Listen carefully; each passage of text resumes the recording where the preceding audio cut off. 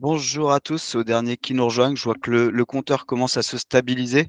Donc, je vous propose de débuter ce webinaire autour de l'appel à manifestation d'intérêt euh, initié par la région Normandie. Je suis Adrien Guillemette de la NBDD. Je serai l'animateur pendant cette heure pour vous accompagner, vous présenter les différents intervenants qui vont vous présenter donc cette AMI et aussi des exemples autour des projets qui peuvent être sélectionnés dans le cadre de cette AMI. Voilà, on va prendre le temps de disséquer, de détailler tout ça avec vous. Et en introduction, je propose à Madame Julie Barenton, vice-présidente en charge de l'enseignement supérieur et de la recherche et du numérique, de nous rejoindre. Je sais qu'elle est là. On aura aussi Jonas Haddad, conseiller régional, qui, je crois, a un peu de retard, mais va aussi pouvoir nous dire un petit mot d'introduction. Madame Barenton, je vous laisse la parole.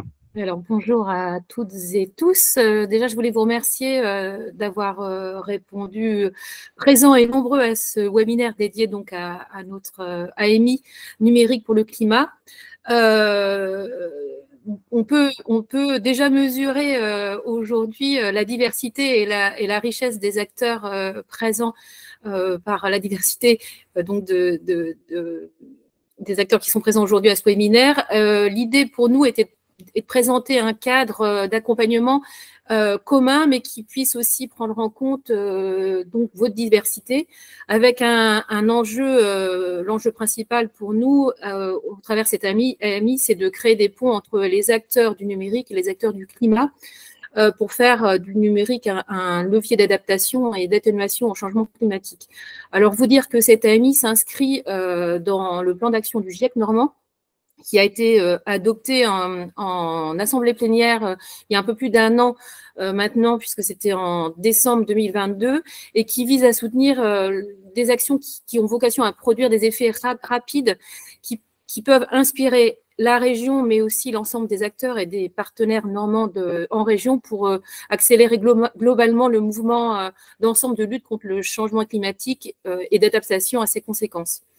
Et l'AMI s'inscrit également au cœur d'une communication sur l'action de la région Normandie qui, elle, a été présentée lors de la dernière plénière, donc en décembre 2023, en matière de sobriété numérique et qui vise, en tout cas, dans un premier temps, alors qui vise pour nous en interne à identifier les principaux leviers d'action pour réduire notre impact négatif écologique, économique et social en matière de numérique, mais aussi en externe, au travers de nos actions, parce qu'on est vraiment conscient de l'impact, enfin, avec le numérique croissant, de son impact sur l'empreinte carbone de nos activités, sur la consommation en eau, par exemple, sur la consommation en ressources rares que ça peut entraîner, mais en même temps, donc, on est convaincu qu'il nous faut une action volontariste pour maîtriser cette empreinte, mais en même temps, il nous apparaissait nécessaire d'activer quand même, malgré tout, tous les leviers pour innover,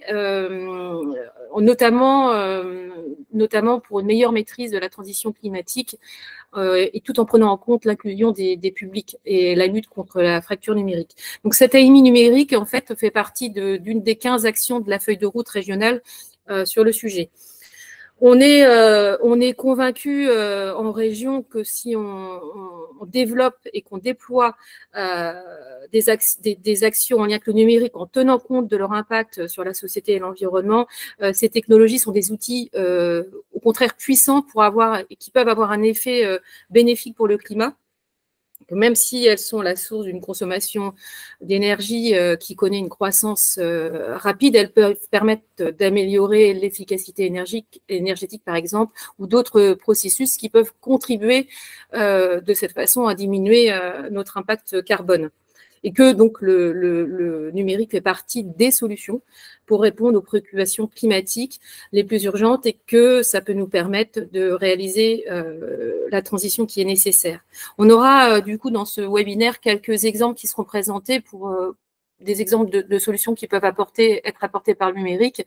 Et pour nous, en fait, il s'agit aujourd'hui de poser les premières pierres d'un projet ambitieux qui vise à fédérer en fait l'ensemble des acteurs et encourager l'émergence de ces solutions numériques innovantes. Donc, vous aurez la présentation d'exemples, mais aussi la présentation de notre AMI et la façon dont vous pourrez y répondre. voilà, je suis assez rapide parce que je crois qu'on a un programme assez complet. Et puis, si Jonas est arrivé, peut-être, ou si quand il arrivera, peut-être il voudra dire un mot également. On m'a pas informé encore si il était arrivé, mais en tout cas, on lui laissera un petit temps et puis vous restez avec nous, en tout cas pendant Oui, 7 heures et vous allez pouvoir répondre aussi à certaines interrogations ou compléter, les propos qui vont être tenus. Vous l'avez dit, on va avoir plusieurs intervenants et je vais passer la parole à Daniel Delahaye qui est vice-président de la NBDD et aussi membre du GIEC normand. Vous venez dans l'introduction de parler du lien avec ce GIEC normand. Et ben, lui, il va pouvoir nous faire un petit temps de cadrage aussi sur l'impact du numérique avec le climat. Daniel, es-tu là? Oui, vous m'entendez? On t'entend très bien, Daniel. Bon, bah parfait. Donc, bah oui, je vais faire cette petite séquence introductive. Pardon. Donc, bah, je tiens tout d'abord à remercier la région pour son invitation. Et puis, se féliciter également de la présence nombreuse à ce webinaire qui montre tout l'intérêt à la fois du sujet qui est traité et puis de l'investissement régional sur ces questions. Alors, oui, je parle un peu avec une double casquette ici, en tant que vice-président de la NBDD, mais surtout peut-être en tant que membre du GIEC. Et effectivement, cette question en tout cas, moi, j'aborderai ça sous cet angle, sous l'angle de la recherche et le numérique. Et effectivement, hein, je dirais l'évolution, le champ du numérique a pris de plus en plus de place pour faciliter la recherche et est aujourd'hui générateur de progrès scientifiques extrêmement importants, notamment dans l'étude des environnements, du fonctionnement des écosystèmes et évidemment du climat. Alors, globalement, la recherche, elle progresse à la fois par ses concepts, je dirais par la théorie, mais également par ses méthodes et ses outils. Et là, moi, j'estime être dans un champ, le champ de l'environnement, des géosciences ou même je dirais de la géomorphologie, dans un domaine qui, depuis quelques années maintenant, évolue surtout sous l'angle de la méthodologie et des outils, et donc sous l'angle du numérique. C'est vraiment très important. Alors, je citerai juste quelques exemples, ou du moins, pas des exemples, mais disons de quelques grands domaines. Je pense tout d'abord à l'acquisition de la donnée. Là, on a connu une révolution au cours des 20 dernières années. On est passé de modèles numériques de terrain à des pas de 50 mètres, on est passé à 1 mètre, et puis aujourd'hui, on a avec des résolutions avec le LIDAR qui sont centimétriques. Donc, en termes d'information spatiale, ça change tout. Concrètement, ça change tout, et c'est un point vraiment, vraiment extrêmement important. Si on prend un exemple, c'est qui nous intéressait beaucoup dans le cadre des travaux du GIEC normand, qui est le suivi de l'élévation du niveau marin, par exemple. Il n'y a pas très longtemps, on est encore au stade du suivi par les marégraphes, avec toutes les difficultés que ça posait, avec questions tectoniques et autres, qui faisaient que les données étaient très, très peu fiables. Et aujourd'hui, le suivi, justement, par la télédétection et par l'utilisation du LIDAR offre à la fois des données en tout point de l'espace et beaucoup plus fiables, ce qui permet de produire des modèles de bien meilleure qualité, mais j'y reviendrai. Et puis, un point central aussi, c'est l'automatisation. Tous les chantiers expérimentaux qu'on peut avoir, hein, on est passé de l'acquisition manuelle à l'acquisition automatique, mais aujourd'hui, avec la télétransmission, bien, on peut suivre à distance, y compris avec des collègues étrangers partout sur la planète, des réseaux de mesure sur lesquels on se rend très, très rarement physiquement. Donc ça, c'est aussi une évolution majeure sur cette question de l'acquisition de la donnée. Et puis, un point qui est quand même très important dans la recherche, c'est les coûts. C'est la chute des coûts. Hein. C'est-à-dire qu'aujourd'hui, on peut avoir des réseaux de mesure avec des appareils très peu chers et qui ont une très, très grande fiabilité. Et ça, c'est aussi l'évolution justement du travail de la donnée numérique et de l'acquisition numérique qui permet d'avoir cette évolution-là. Alors, je prends un exemple toujours dans le cadre du GIEC. Oui, donc le réseau de mesure dont vous avez peut-être entendu parler, là, qui est piloté par Olivier Cantat sur l'agglo de Caen, pour travailler sur l'îlot de chaleur urbain, il faut une densité spatiale très très forte pour avoir, puisque c'est quasiment une variation à l'échelle de la rue. Donc il faut avoir beaucoup d'appareils. Et il y a encore, je dirais, 10 ou 15 ans, il était hors de question pour un laboratoire universitaire de pouvoir financer un tel projet.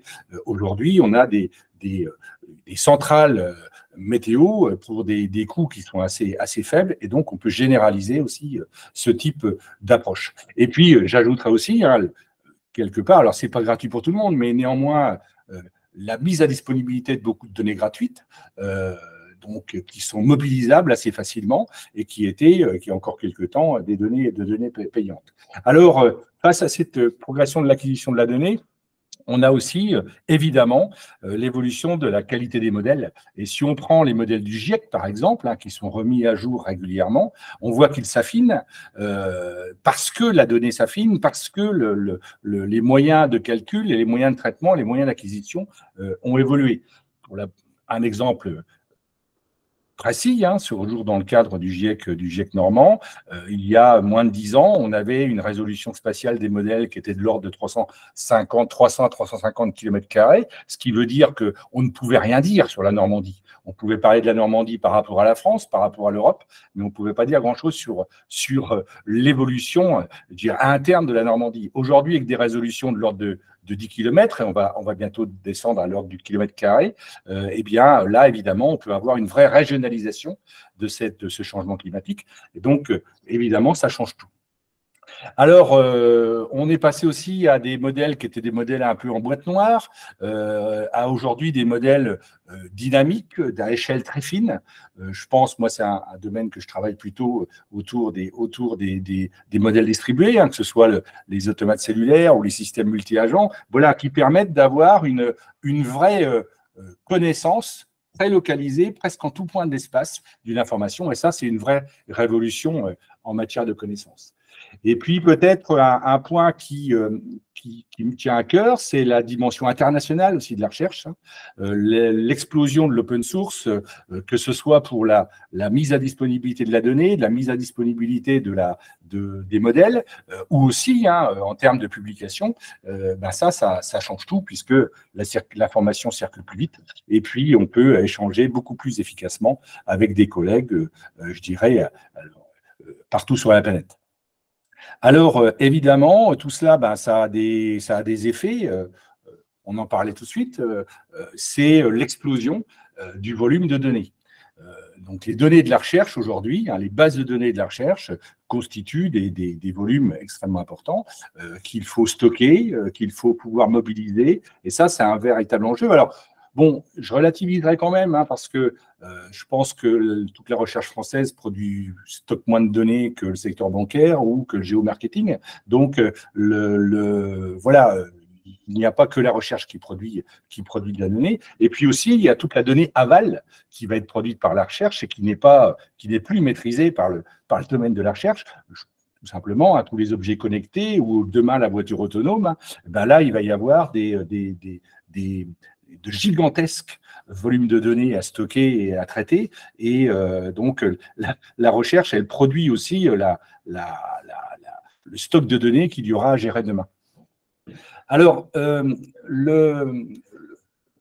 demain, qu'est-ce qui va se produire? On le voit aussi, on va encore franchir un palier qui arrive à grands pas, qui est déjà présent autour de l'IA. Hein, on en a beaucoup parlé. Alors, je sais que dans les domaines de la recherche qui nous intéresse là, nous on travaille déjà plutôt à partir de l'apprentissage profond, enfin le deep learning, qui est de l'exploration de bases de données, et c'est extrêmement riche et ça nous permet d'enrichir nos modèles, mais ça mobilise beaucoup de temps de calcul. Et puis on le voit, je suis bien placé en tant qu'enseignant pour le voir, hein, c'est le développement de tous les assistants, hein. Alors on parle beaucoup de ChatGPT, mais c'est pas le seul, et on commence à voir des petits problèmes d'éthique qui pourraient devenir importants, et même des articles qui sont aussi produits par ChatGPT aujourd'hui.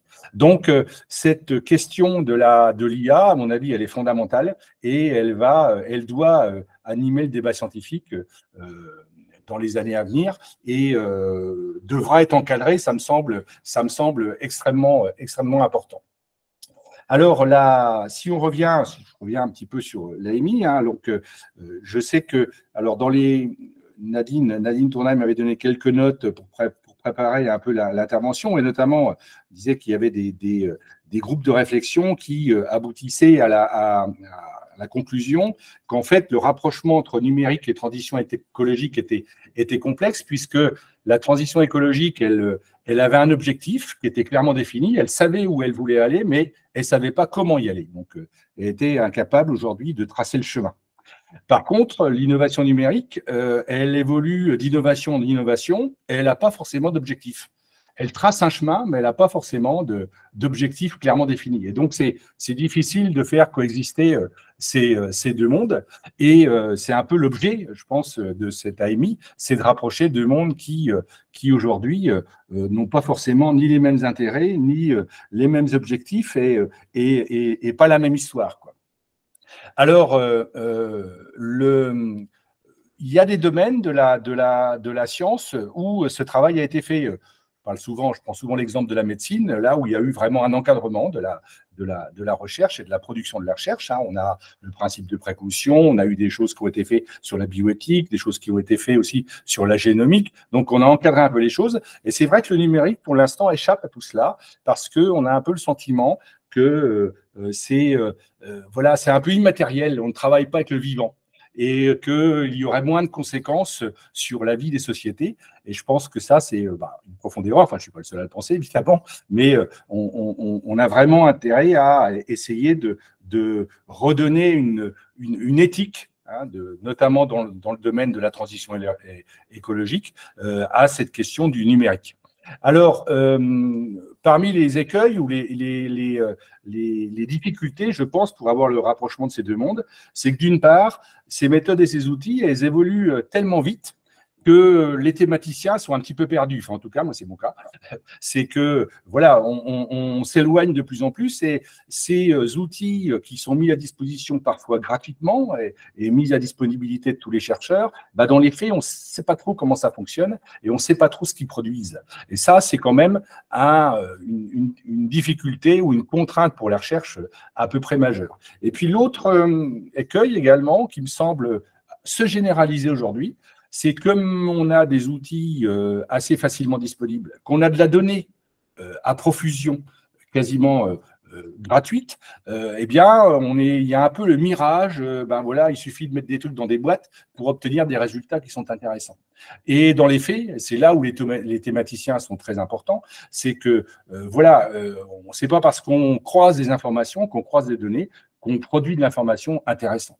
Donc ça, c'est vraiment un point vraiment de vigilance, de surveillance, qui me semble est vraiment extrêmement important. Donc voilà, je pense que ces deux mondes, le monde je dirais qui travaillent plutôt sur la thématique du changement climatique, et le monde du numérique, ce monde qui sont appelés à travailler de plus en plus ensemble, évidemment. Par contre, je crois qu'il y a un travail important de rapprochement. Alors, c'est l'objet vraiment de l'AMI en question, mais je pense que c'est vraiment tout l'intérêt de la chose, hein, c'est d'amener ces acteurs respectifs des deux champs à développer des méthodologies communes, des stratégies communes pour voilà, à mieux définir un objectif et puis mieux définir le chemin. Et donc, je pense que c'est vraiment l'objectif de cette AMI, c'est de pouvoir construire de manière coordonnée et ensemble ce chemin qui amène vers la transition écologique. Voilà, je vous remercie de votre attention. Merci Daniel pour cette belle introduction avec ton aspect scientifique, et il sera détaillé tout à l'heure dans 10 minutes par des exemples qui seront présentés par Nadine Tournaille. En attendant, on a beaucoup parlé de l'AMI, mais on va y aller directement au cœur du sujet. Il est disponible sur le site de la région Normandie depuis le 1er décembre, et je propose à Christelle Letellier et Hélène Touchard de nous présenter donc cet AMI et comment y participer. Bonjour à tous. Alors, effectivement, concernant l'AMI, nous allons vous présenter avec Christelle Letellier les modalités techniques de dépôt de candidature. Christelle et moi serons vos interlocuteurs à la région pour toute demande d'information sur cette AMI. Alors, effectivement, on peut rappeler les objectifs de l'AMI. Comme l'ont évoqué Madame Barenton, il s'agit de mettre en lumière, d'accompagner ou de financer des structures et des projets visant à déployer le numérique pour s'adapter au changement climatique ou atténuer le changement climatique. À ce titre, 3 objectifs ont été définis. Le premier est celui de recenser les acteurs et les organisations engagées ou qui souhaitent s'engager en faveur du numérique pour le climat. Le but, c'est bien de fédérer les acteurs et de structurer un écosystème régional. Le second objectif, qui est de repérer les acteurs et les organisations normandes souhaitant tirer parti du numérique pour mener à bien leur mission en faveur du climat. Et le troisième objectif ciblé sur les projets, qui est de favoriser l'émergence, encourager et soutenir les projets numériques innovants visant à apporter des solutions d'atténuation ou d'adaptation aux effets du dérèglement climatique. Et on peut rappeler également l'enjeu évoqué par Monsieur Delahaye, qui est de créer des ponts entre les acteurs du numérique et les acteurs du climat pour faire du numérique un levier d'adaptation et d'atténuation du changement climatique. Donc, une slide que je présente très rapidement, mais c'est pour expliquer un petit peu l'approche AAA du sujet. Nardine Tournaille, qui va intervenir après notre présentation avec Christelle, reviendra plus largement sur cette approche atténuation, adaptation, anticipation. Mais voilà, dans les objectifs de l'AMI, c'est aussi d'avoir une approche sur atténuation, comment réduire les émissions de gaz à effet de serre, les capturer ou les stocker. Avoir aussi une logique d'anticipation, c'est que expliquer en quoi le numérique permet d'améliorer notre compréhension des changements climatiques et de leurs effets, comment le numérique améliore aussi notre capacité à prévoir les effets du changement climatique, et puis une logique d'adaptation, comment le numérique améliore notre capacité à faire face aux risques climatiques, à les éviter ou à les gérer. Alors, pourquoi répondre à l'AMI? Eh bien, en fait, en répondant à l'AMI, vous contribuez à constituer en fait un écosystème numérique et climat et vous êtes déjà repéré en tant qu'acteur. Également, répondre à l'AMI, c'est aussi l'occasion de vous faire connaître en tant qu'acteur, mais également de faire connaître vos besoins. Vous bénéficiez dans le cadre de cette AMI d'un accompagnement en ingénierie, en montage de projet, voire un accompagnement financier. Répondre à l'AMI, c'est aussi pour vous une manière de contribuer à sensibiliser les acteurs sur ces thématiques et vous commencez déjà à participer en fait à l'interconnaissance entre les deux milieux, à tisser des ponts et créer des liens. C'est également l'occasion d'intégrer un réseau régional, mais c'est aussi l'occasion de valoriser vos compétences et votre savoir-faire en la matière. En bref, vous bénéficiez via le cadre de l'appel à manifestation d'intérêt des interactions entre les acteurs pour agir en faveur du climat par le biais du numérique, et ce, que vous ayez ou non un projet, comme va vous l'expliquer Hélène. Alors oui, une petite slide pour comprendre comment concrètement répondre à l'AMI. Alors vous devez d'abord remplir un formulaire en ligne, et ce formulaire, il est composé de 2 parties. La première partie permet de présenter sa structure et la seconde de présenter un projet. On a fait sur cette slide différents scénarios. Le premier, si vous souhaitez intégrer un réseau d'acteurs sans déposer de projet, vous renseignez uniquement la première partie du questionnaire. De même, si vous souhaitez être identifié comme un acteur engagé sans pour autant nous faire part d'un projet en particulier, vous renseignez uniquement la première partie du questionnaire. Et le troisième scénario, là, vous souhaitez nous faire part de votre projet et bénéficier d'un accompagnement. Il faut, dans ces cas-là, remplir la première et la seconde partie du formulaire. Alors, on a fait le test, on estime environ à une quinzaine de minutes le temps de remplissage de l'ensemble du formulaire. Et on vous invite en amont du dépôt de candidature de bien prendre en compte le cahier des charges pour construire votre dossier de candidature. Alors, qui est concerné par l'AMI? Bien que nous soyons tous concernés par le sujet en tant que citoyens, puisque nous utilisons tous le numérique quasiment au quotidien et que nous avons connaissance à différents degrés des enjeux qui sont liés au climat, en fait, les personnes physiques ne sont pas la cible de l'appel à manifestation d'intérêt. L'AMI, le cadre, c'est vraiment pour les acteurs privés et publics qui sont constitués en tant que structure et qui sont dotés d'une personnalité morale. Je vais laisser la parole à Hélène pour vous en dire plus sur le calendrier. Oui, alors rapidement, le calendrier, donc aujourd'hui le webinaire du 16 janvier, mais l'AMI a été officiellement lancé le 1er décembre 2023 et il est possible de déposer un dossier de candidature jusqu'à la fin du mois de février. Le temps passe vite. Voilà. Suite à la clôture de l'AMI, il y aura une phase d'analyse des réponses et donc on aura un retour aux répondants à partir du 1er juillet. Alors, concernant les modalités de dépôt, comment faire pour déposer votre formulaire?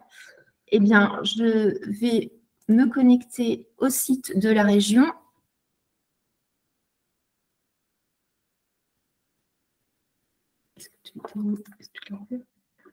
Oui. Il faut juste le temps que la page charge.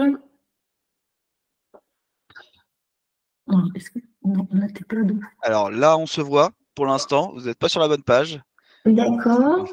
N'hésitez pas, prenez 2 secondes pour le faire. Dans tous les cas, tout ce qu'on vient de vous présenter, vous allez avoir un temps pendant la fin de ce webinaire, enfin sur le dernier quart d'heure, pour présenter vos projets et aussi pour poser toutes vos questions. Il y a le chat aussi, n'hésitez pas. Il y a François qui est là pour recueillir vos questions et les poser aux différents intervenants, que ce soit Madame Barenton, Monsieur Delahaye ou Christelle et Hélène. Voilà, donc si vous avez des questions, n'hésitez pas à les poser dans le chat. Et voilà, c'est parfait, on voit le site de la région. Alors, désolée pour cette petite… voilà. Donc, en fait, vous allez sur le site de la région, vous retrouvez les aides régionales.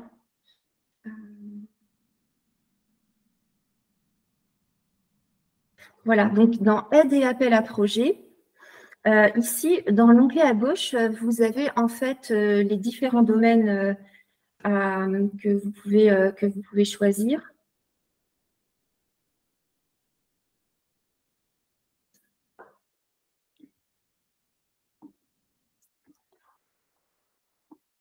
Donc, dans le bandeau à gauche, en fait, il faut choisir numérique. Ensuite, vous retrouvez l'appel à manifestation d'intérêt juste ici. Et là, en fait, vous retrouvez exactement ce qu'on a déroulé cet après-midi, c'est-à-dire les objectifs, quels sont les bénéficiaires, les caractéristiques de l'aide. Vous retrouvez ici effectivement le webinaire, nos contacts et surtout, ce qui est important, c'est dans les documents à télécharger. Effectivement, vous avez le cahier des charges dont vous a parlé Hélène tout à l'heure, où vous retrouvez effectivement les finalités et les modalités de l'appel à manifestation d'intérêt. Au même endroit, juste sous cette rubrique documents à télécharger, vous retrouverez une foire aux questions que nous allons mettre en ligne à l'issue du webinaire. Et puis, vous aurez également la possibilité de revoir le webinaire de cet après-midi, puisqu'il est enregistré. Et puis, juste, je voulais vous remontrer effectivement les contacts. Nos coordonnées à Hélène et moi apparaissent également sur le site et nous sommes bien sûr à votre disposition. Excusez-moi, j'ai peut-être un peu trop vite. Nous sommes à votre disposition pour répondre à vos questions après le webinaire et jusqu'à sa clôture le 29 février prochain. Merci beaucoup Hélène et Christelle pour ce détail donc de l'appel à manifestation d'intérêt. Tout ça, vous le recevrez évidemment par mail aussi après le webinaire. On vous donnera aussi tout le détail pour accéder au site internet et donc pour pouvoir déposer vos projets. Des projets, des idées, on en a identifié et je vais demander à Nadine Tournaille, responsable de la NDD, qui va venir compléter la présentation que vous avez eue de Daniel Delahaye avec des projets, des idées, en tout cas des axes qui pourront peut-être vous aider ou vous aiguiller dans le cadre de ce dépôt de projet. Nadine, es-tu là? Je suis là, merci Adrien. Bonjour à toutes et à tous. Je vais tenter à ce stade du webinaire de vous proposer une classification. Alors évidemment, c'est pas exhaustif. Évidemment, ce pourrait être tout à fait autrement présenté, c'est-à-dire qu'on pourrait présenter cette tentative de classification en prenant d'autres portes d'entrée. Moi, je vais essayer de vous donner quelques exemples, de vous classifier un peu, ou en tout cas mettre en évidence les interactions positives qu'il peut y avoir entre le numérique, la transition numérique et les transitions écologiques et notamment le climat, comme quelles interactions positives entre numérique et climat. Selon trois angles de classification, quels sont les liens en faveur de l'atténuation du changement climatique, donc la diminution des émissions de gaz à effet de serre, quels sont les liens en termes d'adaptation au changement climatique, et puis quels sont aussi les liens importants en termes de sensibilisation des publics à ces enjeux cruciaux. Alors pour commencer, je vais vous parler d'atténuation du changement climatique. L'atténuation, c'est donc comment est-ce qu'on arrive aujourd'hui à faire en sorte que le changement climatique, qui est d'ores et déjà présent, mais comment ce changement climatique, on peut essayer de faire en sorte qu'il soit moins important, ou en tout cas qu'il n'aille pas jusqu'à plus 4 degrés. C'est donc en diminuant les émissions de gaz à effet de serre dans l'atmosphère. Pour ça, il peut y avoir des choses simples et relativement évidentes à développer entre numérique et climat.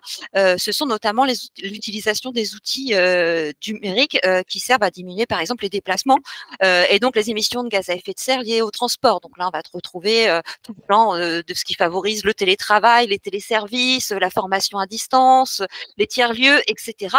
On a ici tout un champ de diminution des potentiels déplacements et donc des émissions de gaz à effet de serre directement liées au transport. Mais on va aller plus loin vers ce qu'on va appeler plutôt le Green IT, c'est-à-dire ce qui réduit l'empreinte carbone du numérique lui-même, c'est-à-dire la conception responsable des services numériques, la réduction de l'empreinte climat, de l'empreinte en termes d'émissions de gaz à effet de serre du numérique, mais aussi de la réduction des empreintes carbone des organisations, en quoi le numérique peut permettre à diverses organisations, qu'elles soient des collectivités, des associations, des entreprises, de réduire leurs émissions et leur empreinte carbone grâce au numérique. On va ensuite trouver dans un champ de complexification, je dirais, tout ce qui relève des territoires intelligents. Grâce à l'Internet des objets, grâce à la 5G, grâce au développement des réseaux. On va trouver ici ce qu'on peut appeler les smart grids, donc tout ce qui est réseau électrique intelligent, tout ce qui va concerner la distribution d'électricité en favorisant, par exemple, la circulation d'informations entre des fournisseurs, des consommateurs, et donc ce qui permet d'ajuster les flux entre les fournisseurs et les consommateurs en temps réel, et donc d'avoir une gestion plus efficace et moins consommatrice. On va retrouver tout ce qui permet, grâce à ces réseaux ou ces territoires intelligents, ces villes intelligentes, l'optimisation des consommations en général, que ce soit celle d'énergie, de matériaux, consommation de matériaux, voire de ressources, tout type de ressources naturelles qui produisent aussi des émissions, dont le transport, dont l'utilisation produit des émissions de gaz à effet de serre. Et puis tout ce qui est gestion intelligente des infrastructures, là aussi par la gestion et le traitement de la donnée offert par les CIC en général, qui vont permettre là aussi de favoriser une atténuation du changement climatique. On trouve aussi des intérêts dans le développement des énergies renouvelables, c'est-à-dire qu'on peut essayer d'optimiser leur production ou aussi détecter les potentiels de production d'énergie renouvelable grâce au numérique, grâce aux simulations, télédétection, etc. On va aussi trouver les optimisations de processus industriels. Nos industries peuvent être pour certaines très consommatrices d'énergie, et donc l'utilisation des technologies numériques favorise là aussi la réduction des consommations d'énergie et les émissions de CO2. Donc, là, on a un résumé, très résumé et très rapidement fait de ce qui vise l'atténuation du changement climatique, mais on a aussi évidemment beaucoup d'intérêts positif à regrouper numérique et climat pour ce qui vise l'adaptation au changement climatique. Donc, ce qu'on appelle l'adaptation, c'est le fait dès aujourd'hui intégrer dans nos politiques publiques, dans nos stratégies de structure, le fait que notre climat change et qu'il faut s'y adapter. Et il faut déjà prévoir aujourd'hui les politiques publiques et les stratégies qui seront les plus adaptées aux évolutions du climat d'aujourd'hui et de demain. Et donc, cette adaptation au changement climatique, elle peut se faire, et elle se fait d'ores et déjà, grâce à l'utilisation des technologies numériques. On peut citer évidemment la modélisation climatique, les supercalculateurs, les logiciels pour mieux comprendre et mieux anticiper les changements climatiques. On va citer, alors je ne vais pas reciter tous les exemples que Daniel Delahaye nous a donnés tout à l'heure, mais faire l'évaluation de tous les aléas climatiques, des risques encourus, leur représentation cartographique par territoire, c'est-à-dire repérer grâce au système d'information géographique sur des territoires donnés où sont les aléas majeurs, où sont les risques identifiés pour les habitants, pour les populations, mais aussi pour les infrastructures, pour les services qui sont sur ce territoire. Tout ça, ça se fait grâce évidemment au TIC, au SIG, à la télédétection, aux simulations qui sont offertes par le numérique. On peut citer évidemment l'intelligence artificielle alliée au modèle climatique pour réaliser toutes les analyses prédictives et tous les scénarios qui vont aider nos élus, qui vont aider nos territoires en général, nos infrastructures, nos dirigeants à prendre les décisions nécessaires pour favoriser cette adaptation. Alors, on sait aujourd'hui que modéliser le soleil et les nuages dans les modèles climatiques, mais aussi, on l'a vu récemment, modéliser la neige, mais c'est pour une question en termes de changement climatique. Tout ça, les modélisations, elles sont perfectibles, elles vont toujours se perfectionner au fur et à mesure. C'est important, c'est un enjeu majeur et c'est le numérique qui aidera à ça. On peut aussi, grâce à ça, modéliser les risques de conflit, l'évaluation des risques en termes de conflits entre populations par rapport à des risques géopolitiques d'accès aux ressources, le cas échéant. Et puis, c'est aussi favoriser la surveillance des zones à risque, mais pas que. La surveillance aussi de l'évolution des écosystèmes, des populations, d'espèces, pour pouvoir essayer d'anticiper et de mieux adapter certains territoires, certains périmètres à forts enjeux pour permettre de préserver ces écosystèmes. On voit aussi se développer de plus en plus ce qu'on appelle les jumeaux numériques, qui permettent une sorte de maquettage, si je puis dire, qui permettent la planification des risques, la planification des catastrophes, et donc aider ainsi à augmenter ce qu'on appelle la résilience d'un territoire en essayant de pouvoir identifier les réflexes à avoir, les actions à mener en anticipation d'un certain nombre de risques ou de catastrophes.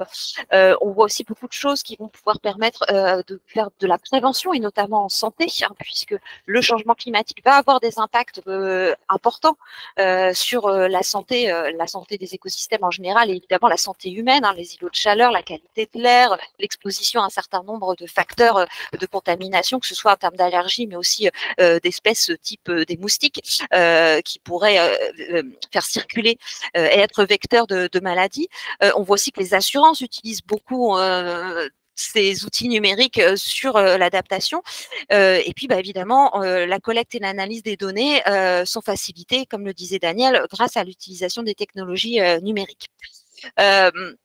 Je ne réévoquerai pas tous les éléments qu'a évoqué Daniel Delahaye dans le champ de la recherche, mais je souhaitais aussi attirer votre attention sur le fait que les technologies numériques ont aussi un atout très important en termes d'information, de sensibilisation et en général d'accompagnement au changement des populations.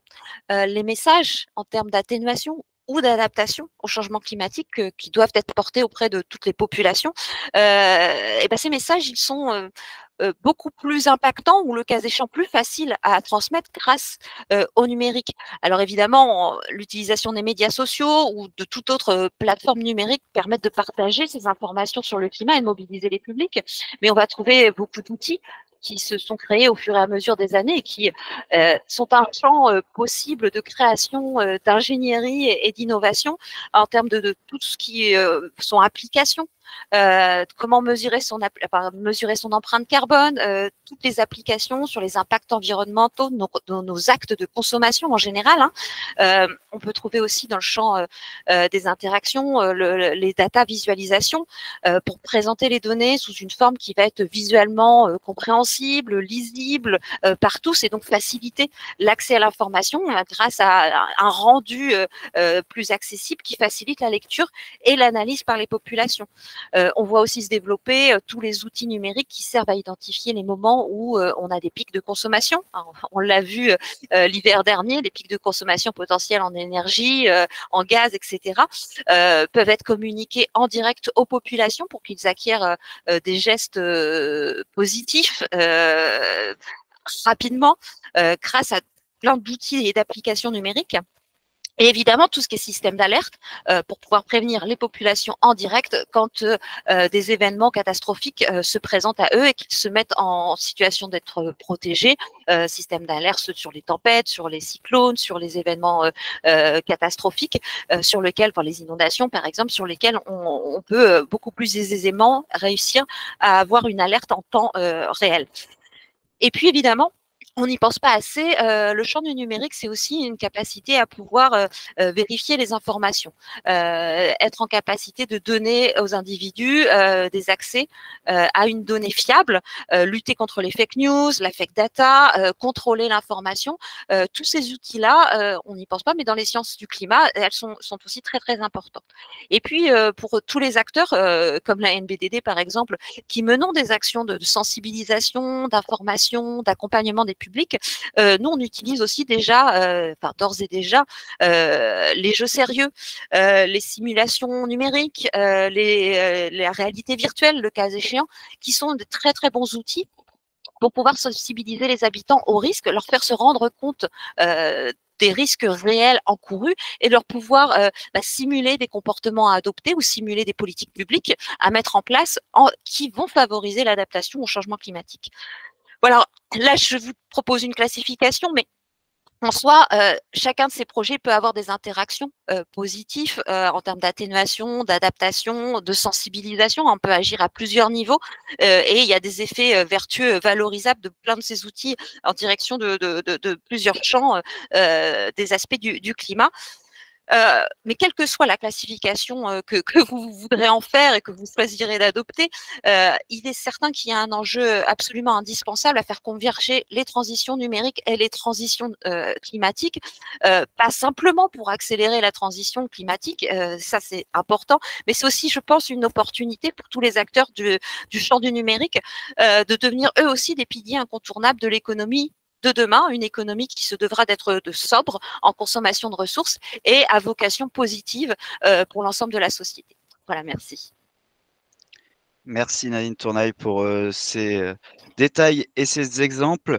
On va pouvoir prendre quelques questions. En attendant, je vous mets quand même quelques petites définitions parce que évidemment, ces termes sont des fois des acronymes ou des notions qu'on n'a pas forcément tous bien en tête. Donc voilà, ça peut vous aider. C'est des termes qui ont été évoqués depuis le début de ce webinaire. Et je vais demander à François de prendre la parole. Je crois qu'on a quelques questions et je vais demander à tous les participants de pouvoir répondre. François? Oui, effectivement, Adrien, on a une première question de la part de Madame Isabelle Jam de l'Université de Caen qui nous pose une double question sur un éventuel accompagnement financier qui pourrait subvenir à l'issue de cette AMI. Donc la question, je la lis. Bonjour, a-t-on dès à présent connaissance du taux de subvention qui serait appliqué aux universités? Outre les fonds FEDER, une autre source de cofinancement est-elle prévue? Alors, je ne sais pas si, Christelle, tu veux répondre à cette question ou est-ce que tu veux que je le fasse? On va peut-être répondre toutes les deux, oui, conjointement. Alors déjà, effectivement, dans le cadre du FEDER, on est sur un taux d'intervention de 60%, effectivement. Mais il faut rappeler que l'appel à manifestation d'intérêt a un cadre plus large que le soutien financier et qu'on n'est pas encore dans un appel à projet. Il faut savoir que là, en termes de méthode, à l'issue de la clôture de l'appel à manifestation d'intérêt, on va regarder tous les formulaires et dossiers, et réponses qui nous auront été transmises, de façon à étudier au global, effectivement, quelles articulations peuvent exister avec différents dispositifs, que ce soit des dispositifs nationaux ou autres. Voilà, pour l'instant, effectivement, on n'a pas encore de fléchage financier distinct à proposer. Merci. Alors, de nouvelles questions, une nouvelle question de Monsieur Yves Lecorgne de la communauté urbaine Le Havre-Seine Métropole. Bonjour, une agence d'urbanisme peut-elle candidater un établissement hospitalier, une association d'industriels, un living lab numérique? Merci. Oui, alors on a fait le point effectivement sur les publics concernés. Mis à part le citoyen particulier, l'ensemble des structures sont éligibles à l'AMI. Donc les exemples qui sont cités là, tout à fait, rentrent dans le cadre. Oui. Et une troisième question d'une personne de Famille Rurale Briouze. Bonjour, l'AMI est-elle susceptible de financer des projets à échelle très locale, comme du temps salarié pour l'animation de jeux sérieux, fresques du numérique à destination des enfants et adolescents?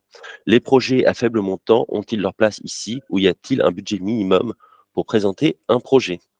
Alors, comme le rappelait Christelle, on est bien sur un appel à manifestation d'intérêt et pas un appel à projet. C'est-à-dire qu'il n'y a pas actuellement de financement fléché dédié à l'AMI. On est plus en fait sur une première étape de recensement d'une part des acteurs et de recensement des projets d'autre part.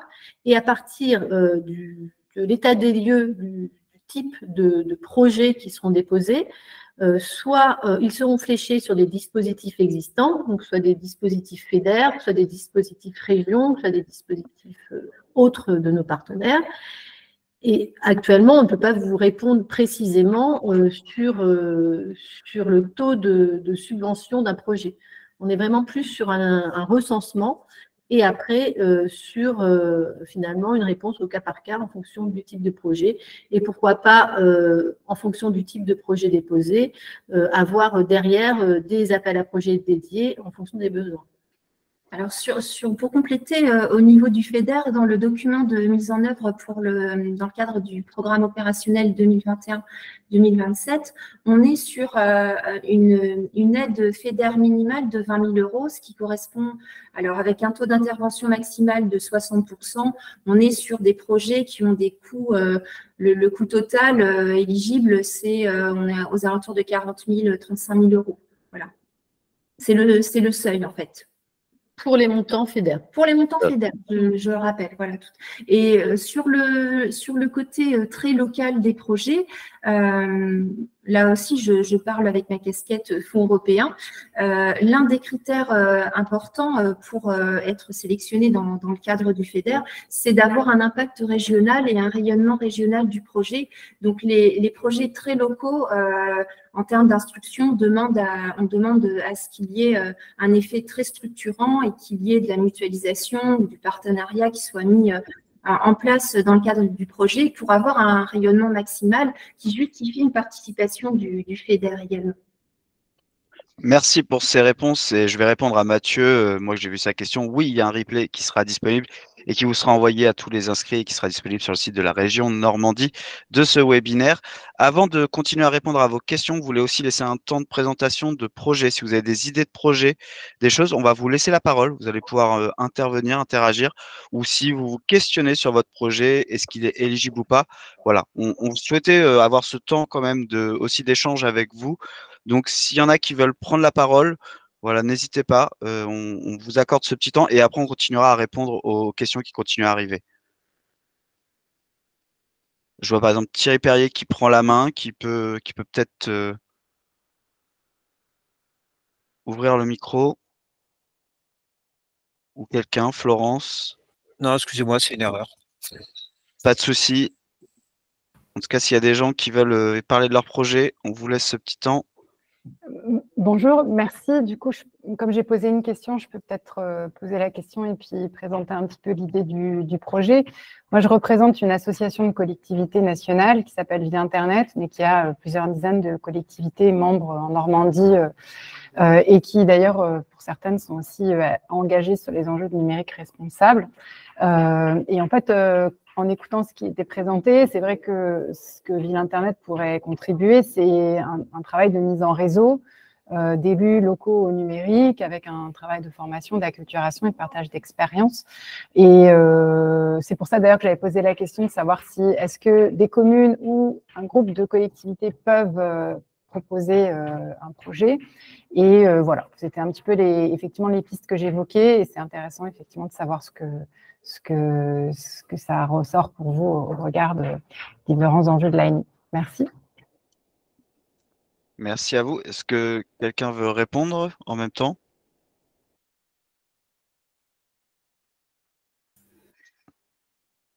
Alors oui, dans le cadre de l'ANI, effectivement, vous pouvez tout à fait répondre.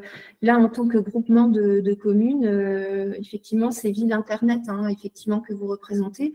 On est sur la constitution d'un réseau régional, d'un écosystème régional. Donc, effectivement, vous êtes dans la cible, si j'ose dire.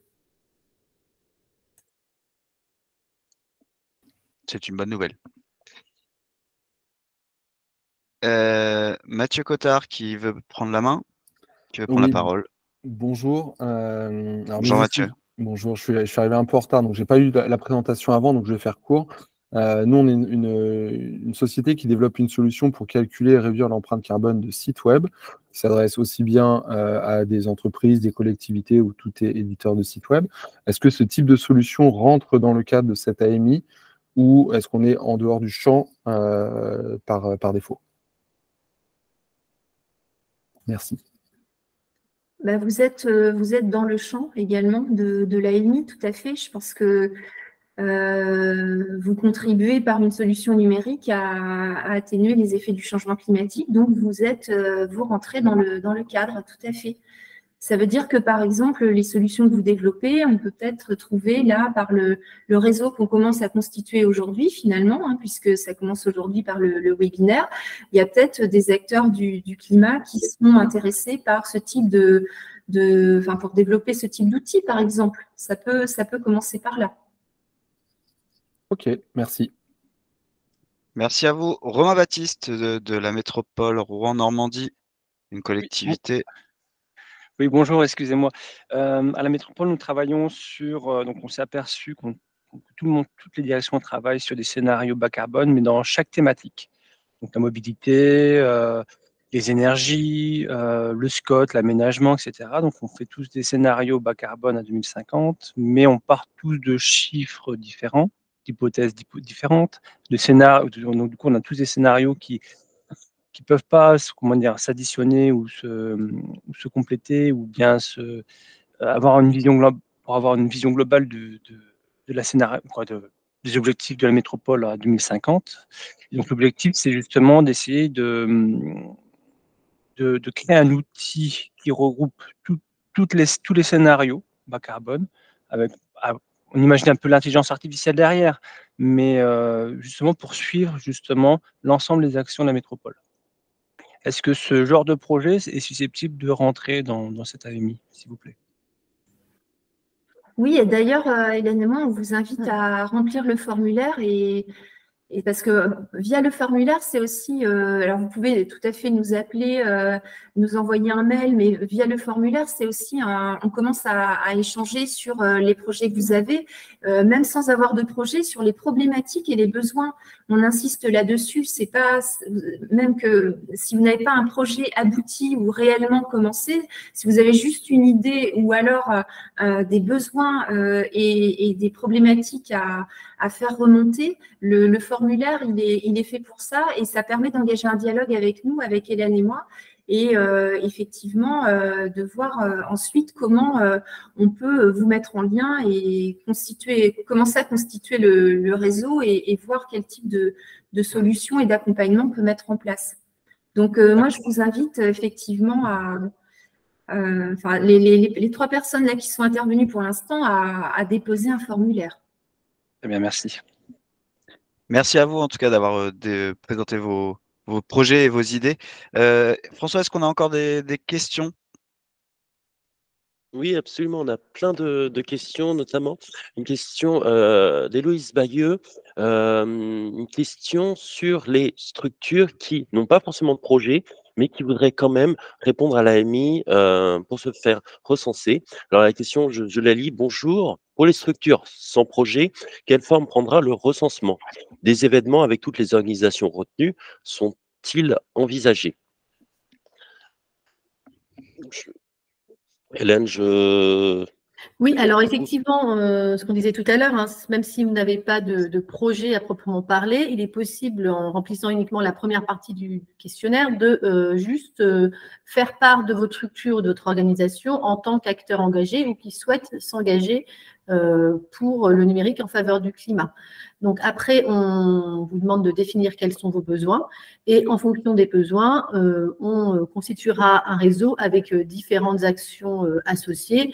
Alors pour l'instant, on n'a pas encore arrêté complètement le programme d'action, mais effectivement, l'événementiel pourrait être une action parmi d'autres. Continuez à poser vos questions dans le chat ou à prendre la parole hein, dans un moment. Je crois qu'on a encore une question, François. Absolument, une dernière question de Monsieur Boy. Être retenu dans l'AMI est-il un prérequis pour obtenir une aide future d'un projet éligible? Ça revient à la question de l'intérêt aussi à répondre à l'AMI que vous nous avez présenté au début de ce webinaire. Alors, on ne peut pas dire que si on ne répond pas à l'AMI, on ne pourra pas bénéficier de financement public par ailleurs, non. Par contre, répondre à l'AMI, c'est bénéficier d'une porte d'entrée, d'un guichet unique, en fait, pour avoir connaissance des différentes possibilités de financement de votre projet. Après, ce n'est pas exclusif. Et puis même en termes de méthode, c'est aussi, enfin, c'est pas forcément un prérequis, mais en revanche, il me semble que c'est plutôt commencer à, ce que je disais tout à l'heure, en fait, commencer à avoir des échanges et amorcer un dialogue avec nous. Et peut-être qu'en termes d'ingénierie et en termes de présentation des besoins, et autres, je pense qu'en termes de méthode, c'est peut-être mieux de commencer par déposer le formulaire parce qu'on peut répondre déjà à des questions en amont et ça permet peut-être d'avancer dans la maturation du projet également. Voilà, après, c'est un conseil, il n'y a pas d'obligation, mais il me semble qu'en termes de méthode, ça peut être un premier pas, oui. Une première étape. Première étape, tout à fait. Merci à cette question de Monsieur Boya, non Monsieur Boy, comme je le disais. Je sais pas, Adrien, dis-moi si je dois m'arrêter, mais on a plein de questions. Non, vas-y, pose ces questions, il n'y a pas de problème. Une question notamment de Gladys Lemenant. Bonjour, est-il possible de déposer un projet qui a déjà été déposé dans le cadre de l'AMI Données et Territoires? On a déjà eu ce cas, je ne sais pas, Christelle, si tu veux bien répondre, ou Hélène. Alors, on fait le lien systématiquement avec les projets qui ont été déjà déposés dans le cadre d'un autre AMI, pas que ce soit effectivement redondant et que les personnes aient à redéposer de manière, comment dire, enfin, que ce soit redondant et que ce soit un petit peu lourd administrativement, pour dire les choses clairement. Donc, on fait le lien systématiquement entre les différentes thématiques et AMI. Donc, effectivement, là, je vous invite à reprendre contact par téléphone ou par mail et puis voilà, on en rediscute, mais ce n'est pas la peine de reformaliser encore dans le cadre de cette AMI-là, effectivement. Et une question de Zatim Malika. Alors, on rentre dans le concret. Pour répondre à cet appel, à cette AMI, au niveau de la recherche et développement, faut-il un laboratoire public obligatoire?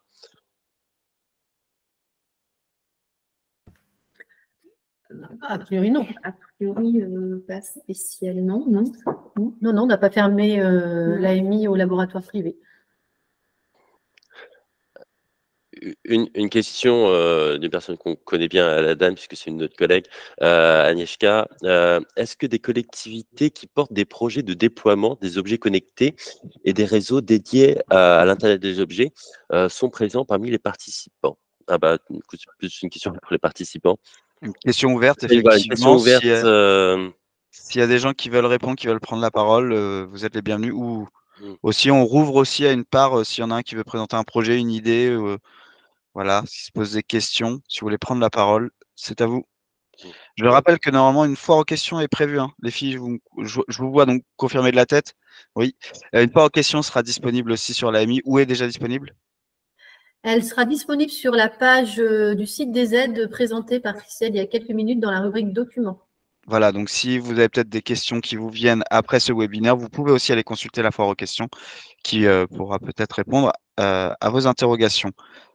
Une personne du coup sur les objets connectés, est-ce qu'on a quelqu'un? Bon, visiblement, c'est pas le cas. Je crois qu'on arrive au bout des questions. On peut peut-être conclure ce webinaire. Absolument, j'ai l'impression que depuis question, je regarde. Ah, excusez-moi, j'ai perdu la fenêtre. Ah, où retrouverons-nous les pages et liens et formulaires? Donc sur le site de la région. Je ne sais pas si vous voulez refaire la démonstration. Ah, c'est Mathieu Cottard qui est arrivé en retard et qui n'a pas vu la démonstration tout à l'heure. Dans tous les cas, ce sera envoyé aux participants après ce webinaire, alors avec le replay. Voilà. Non, il n'y a pas de souci, Mathieu. Je vais vous refaire la présentation, mais juste sur le site région, vous avez une rubrique guide des aides. Vous cliquez sur le site des aides, vous faites un filtre dans les thématiques numériques et l'AMI, ça doit être un des premiers résultats. Même vous avez sur le site des aides une recherche par mots-clés, vous mettez AMI numérique pour le climat et vous le retrouvez assez facilement. Mais on peut très bien vous envoyer le lien via on peut, mail, on peut même le mettre dans le chat. On va vous le mettre dans le chat. Ouais, voilà. Je viens de mettre le lien dans le chat. Merci. Malika Zenati qui veut prendre la parole. Oui, je viens d'aller sur le site justement et on arrive sur une plateforme où il y a le formulaire qui est divisé en deux parties. Est-ce que vous avez une idée enfin oui, j'imagine, de ce qu'il y a à l'intérieur pour que moi je prépare mes chercheurs? Parce que là, on arrive directement sur le site, il n'y a pas de document Word ou autre à nous donner. Enfin, c'était ma question. Si vous le souhaitez, ce qu'on peut faire, c'est peut-être mettre dans la rubrique documents à télécharger le formulaire en PDF. Oui, s'il vous plaît. On peut l'ajouter si vous voulez. On ait une idée de ce qu'on nous demande. D'accord. On vous mettra le questionnaire en format PDF dans la rubrique documents aussi d'ici la fin de semaine. Merci. Eh bien, je crois qu'on arrive sur la fin. Je vois quelques interactions. Donc, Ludivine Bigot qui dit aux adhérents du pôle test de ne pas hésiter à la tenir au courant si vous déposez une candidature. Voilà, il y a quelques échanges. Eh bien, il est l'heure pour moi de vous remercier tous, les intervenants et les participants, donc d'avoir été là avec nous pendant cette heure de présentation. On espère avoir répondu à vos questions et que vous serez nombreux à déposer des projets donc sur la plateforme de la région Normandie. Et puis, merci à tous ceux qui travaillent autour de cette AMI depuis plusieurs semaines. Et on me fait signe, si Madame Barenton est encore là, elle peut lui dire un dernier mot ou nous dire quelque chose. Mais il m'a semblé voir qu'elle était peut-être partie. Non, je suis Elle est là. Je suis toujours là. Non, mais juste parce que c'est pas sous votre nom, c'est pour ça que je me suis fait avoir. Bon, désolé. Il n'y a pas de souci. Oui. Mais je vous laisse la parole donc pour conclure ce webinaire. Non, mais juste vous remercier d'avoir participé. Et puis surtout, n'hésitez pas. Hein, voilà, vous avez les contacts des services, n'hésitez pas. Je me permets de le redire, mais voilà, si vous avez des questions, n'hésitez pas à contacter les services. Ils sauront vous renseigner et vous accompagner dans la démarche. Et puis voilà, le but du jeu, c'est que nous, on puisse recenser tous vos besoins et derrière, mettre en place les solutions pour vous accompagner au mieux dans cette démarche. Voilà. Je ne veux pas être plus longue. Merci beaucoup, en tout cas. C'était très clair. Enfin, moi, j'ai trouvé que c'était plutôt clair, mais voilà. Merci merci au service pour la préparation de tout ce travail qui est fait. Merci à tous et donc bonne fin de journée. Au revoir. Au revoir.